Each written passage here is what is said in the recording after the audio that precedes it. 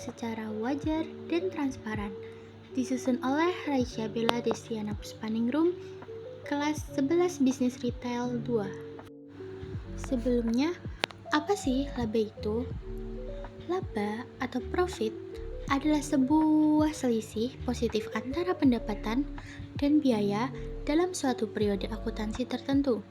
Laba menunjukkan kinerja keuangan perusahaan dan merupakan indikator utama kesehatan finansial usaha. Nah, selanjutnya, jenis laba dalam laporan keuangan. Yang pertama ada laba kotor atau gross profit, yaitu penjualan bersih dikurangi harga pokok penjualan atau HPP. Yang kedua ada laba operasi atau operating profit, yaitu laba kotor dikurangi beban operasional. Yang ketiga, laba bersih, yaitu NCT profit atau laba operasi dikurangi pajak dan beban non-operasional. Pentingnya penetapan laba secara wajar dan transparan. Yang pertama, kepercayaan investor dan kreditor yang memberikan gambaran yang akurat tentang kondisi usaha. Yang kedua, kepatuhan pajak, yaitu menghindari sanksi akibat manipulasi laporan laba. Yang ketiga, pengambilan keputusan, yaitu memberi dasar yang tepat bagi manajemen dan pemegang saham. Selanjutnya ada prinsip-prinsip penetapan laba yang wajar. Yang pertama ada prinsip akuntansi berterima umum atau GAAP atau PSAK, yaitu mengikuti standar yang telah ditetapkan. Yang kedua, konsistensi, menggunakan metode akuntansi yang konsisten dari periode ke periode. Yang ketiga, kehati-hatian atau prudence, tidak melebih-lebihkan laba atau aset. Selanjutnya yang keempat, yaitu relevansi dan keandalan informasi laba harus relevan dan dapat dipercaya. Yang terakhir, keterukuran laba harus didasarkan pada data yang bisa diukur secara objektif. Praktik transparansi dalam penetapan laba.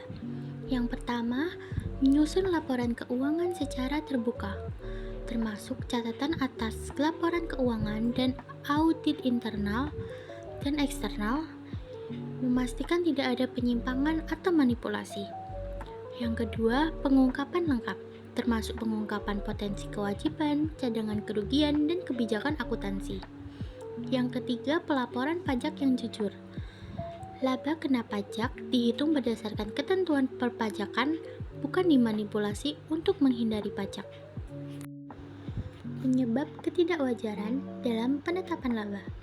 Yang pertama ada earnings management atau manajemen laba, yaitu manipulasi akuntansi untuk menunjukkan laba tertentu. Yang kedua, pencatatan ganda atau fiktif, pendapatan dicatat 2 kali atau tanpa dasar.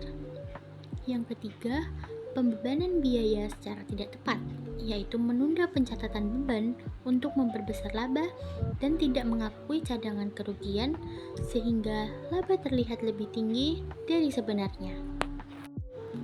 Lanjut ke strategi penetapan laba yang wajar. Yang pertama, pisahkan keuangan pribadi dan bisnis.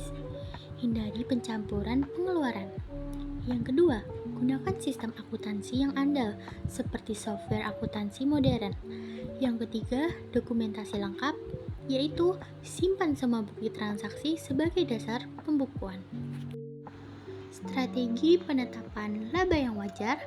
Yang pertama ada review berkala, yaitu tinjau laporan keuangan secara rutin